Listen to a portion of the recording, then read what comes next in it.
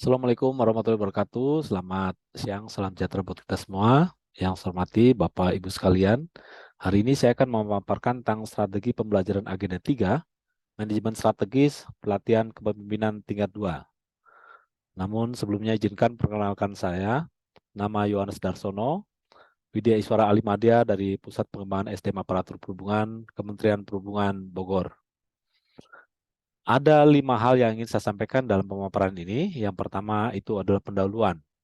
Yang kedua, perubahan kebijakan dan kurikulum. Yang ketiga, agenda ketiga, manajemen strategis. Dan yang keempat adalah blended learning, serta yang terakhir, keterkaitan antara agenda.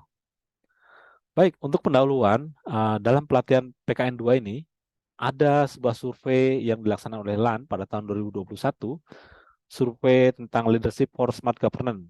Ternyata didapatkan 5 tantangan yang paling banyak dihadapi saat ini, yaitu adanya perlu inovasi, yaitu tuntutan digitalisasi, ada 3 pengembangan SDM dan tuntutan pelaksanaan cara kerja yang lebih efisien, 5 pengembangan kemampuan kolaborasi dan mempengaruhi. Kelima tantangan organisasi tersebut tentu harus diantisipasi dengan kompetensi-kompetensi yang ada. Ada 10 kompetensi yang sudah dipetakan, yaitu berpikir inovatif, memiliki mindset berkembang, memiliki etika dan integritas, berpikir sistemik, penguasaan teknologi digital, kemampuan komunikasi efektif, membangun kolaborasi, membangun perubahan, memecahkan masalah, dan terakhir, memimpin transformasi digital.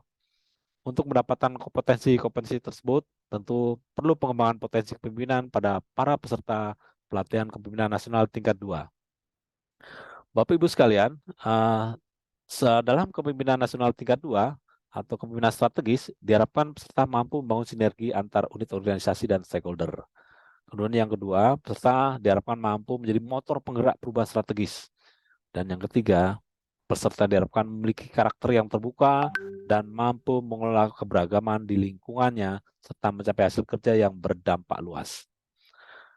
Untuk mendapatkan kompetensi-kompetensi tersebut, tentu perlu dilakukan perubahan-perubahan kebijakan dalam penyelenggaraan PKN 2 tersebut.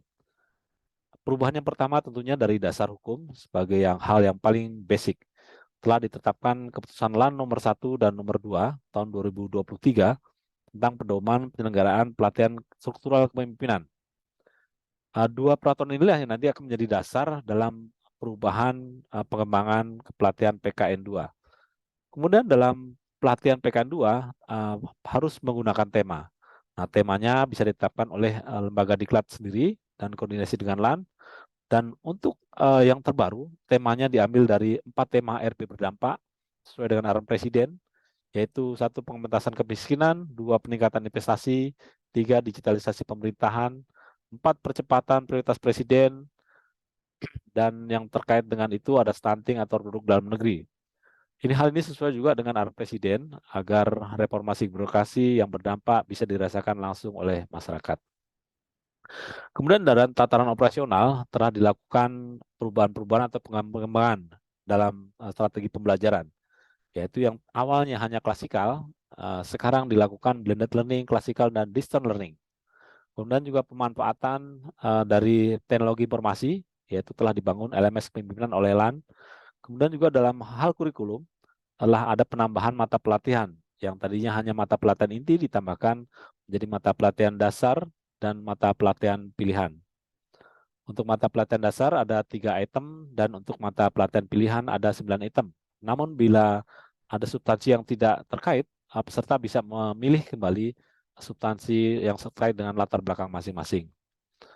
Kemudian untuk mata pelatihan inti diadakan penambahan khusus untuk agenda 3, manajemen strategis, ada penambahan materi public-private partnership. Kemudian untuk operasionalnya dilaksanakan dengan blended learning. Ada 7 tahap dalam pelaksanaan blended learning ini. Yang pertama adalah klasikal, yang kedua belajar mandiri, ketiga e-learning, keempat pembangunan komitmen bersama, kelima pembangunan pembelajaran klasikal tahap kedua, keenam aktualisasi kepemimpinan kolaboratif, dan yang ketujuh adalah pembelajaran klasikal tahap ketiga. 7 tahap ini memakan 923 jam pelajaran dan 107 hari pelajaran. Output yang diharapkan dari blended learning ini yang pertama adanya pemetaan sikap perilaku kepemimpinan dan strategi pengembangan potensi diri dari peserta. Itu dilaksanakan saat belajar mandiri atau self-learning. Kemudian yang kedua, adanya mentoring pelaksanaan pengembangan diri yang dilakukan peserta di bawah bimbingan mentor. Kemudian yang ketiga adalah adanya laporan pengembangan potensi diri yang nanti disampaikan saat klasikal tahap ketiga. Kemudian untuk agenda 3, manajemen strategis, ada 4 modul yang akan diberikan kepada peserta. Modul pertama, manajemen strategi sektor publik, kemudian marketing sektor publik, kemudian modul isu strategis, kemudian modul public-private partnership. Nah, masing-masing modul ini akan diberikan pada peserta sesuai dengan agenda pembelajaran yang telah diberikan. Pada hari kedua dan hari ketiga, diadakan ceramah isu strategis, yaitu pada tahap klasikal pertama. Ini terkait dengan isu-isu strategis. Kemudian pada hari ke-17 sampai dengan hari ke-19, diadakan pembelajaran mata pelatihan agenda 3 yang dilaksanakan secara e-learning, memanfaatkan aplikasi Zoom atau yang lainnya. Kemudian pada hari ke-37, diadakan pembelajaran kembali penguatan agenda 3 dan ceramah tema visitasi kepemimpinan nasional tingkat 2 diadakan pada tahap klasikal tingkat tahap kedua. Kemudian pada hari ke-104, peserta diharapkan mampu berbagi pengalaman visitasi kepemimpinan nasional tingkat 2 dan polisi brief. Pada hari ke-106 diadakan seminar proyek perubahan, dan hari 107 ada ceramah tindak lanjut hasil pelatihan dan penutupan yang dilaksanakan pada klasikal tahap ketiga. Rencana pembelajaran dari agenda 3 pada hari ke-17 dilaksanakan selebihnya 4 JP. Nanti oleh fasilitator kepada peserta akan diadakan perkenalan dan membangun hubungan yang peserta supaya terjadi engagement antara peserta dengan fasilitator, dengan peserta juga dengan peserta yang lainnya. Kemudian ada evaluasi tugas individu agenda 2 yang dulu saat diadakan saat pembelajaran self-learning, esai-esai yang dilakukan. Kemudian overview agenda 3 dan pendalaman pengayaan mata pelatihan agenda 3. Kemudian akan dilanjutkan dengan pemaparan esai dari peserta dan penjelasan tugas asinkronus hari ke-17. Pada hari ke-17 ini, sifat tugasnya adalah kelompok. Setiap kelompok membahas esai terpilih untuk dilakukan diagnosa organisasi. Bisa menggunakan metode SWOT, scope, SWOT, ataupun yang lainnya. Tugas di-upload di LMS. Kemudian pada hari ke-18, sejumlah 4 JP diadakan penjelasan diskusi oleh fasilitator. Kemudian masing-masing peserta dapat mempresentasikan tugas masing-masing dan peserta lain memberikan tanggapan. Kemudian diadakan refleksi peserta dan kesimpulan, serta overview agenda 3, serta penjelasan tugas asinkronus hari ke-18. Untuk hari ke-18, sifat tugas asinkronus masih bersifat kelompok. Setiap kelompok diharapkan mendiskusikan penerapan manajemen strategis di unit kerja masing-masing. Setiap kelompok dapat memilih pendekatan sesuai di agenda 3. Nah, untuk tugas ini dibuat dalam bentuk podcast, direkam di Zoom, dan diupload di YouTube.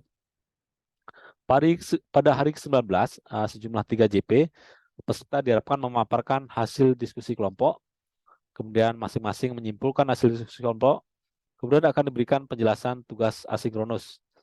Kemudian nanti ada evaluasi pembelajaran. Tugas asinkronus pada hari ke-19 bersifat tugas individu. Masing-masing peserta diharapkan mampu mengidentifikasi isu strategis pada unit kerja masing-masing, dan peserta pada sesi ini mampu menetapkan 3 mata pelatihan penunjang sesuai proper peserta masing-masing. Tugas dibuat dalam bentuk PDF dan diupload ke LMS. Dan pada hari ke-37, sejumlah 2 JP, diharapkan peserta nanti dapat melakukan brainstorming keterkaitan agenda 3 dan agenda lainnya. Kemudian akan dilakukan pendalaman agenda 3 serta pendalaman dengan peserta lain. Kemudian yang ketiga, pembulatan mata agenda 3 dan penerangannya dalam peningkatan kepemimpinan strategis. Yang berikutnya akan saya sampaikan tentang keterkaitan antar agenda pelatihan di pelatihan kepemimpinan nasional tingkat 2. Bahwa dalam agenda 1, peserta diberikan materi energi kepemimpinan dan strat integritas kepemimpinan. Diharapkan dari 2 mata pelatihan ini, peserta mampu dan memiliki kemampuan untuk mengelola diri. Kemudian di agenda 2, peserta diharapkan mampu menerapkan kepemimpinan strategis dalam tempat kerjanya. Dan di agenda 3, peserta diharapkan mampu menerapkan manajemen strategis di tempat kerjanya. Setelah peserta mampu mengolah diri, mampu menerapkan kepemimpinan strategis, dan mampu menerapkan manajemen strategis, di agenda 4 diharapkan peserta mampu mengaktualisasikan kepemimpinan strategisnya di tempat kerja masing-masing. Dalam tahap ini nanti juga peserta akan diminta menyampaikan hasil visitasi, visitasi kepemimpinan nasional dan policy brief, serta menyampaikan hasil proyek perubahannya. Demikian Bapak Ibu sekalian yang bisa saya sampaikan. Lebih kurangnya saya mohon maaf. Wassalamualaikum warahmatullahi wabarakatuh. Selamat siang, salam sejahtera buat kita semua. Salam hormat dari saya, Yohanes Darsono. Terima kasih.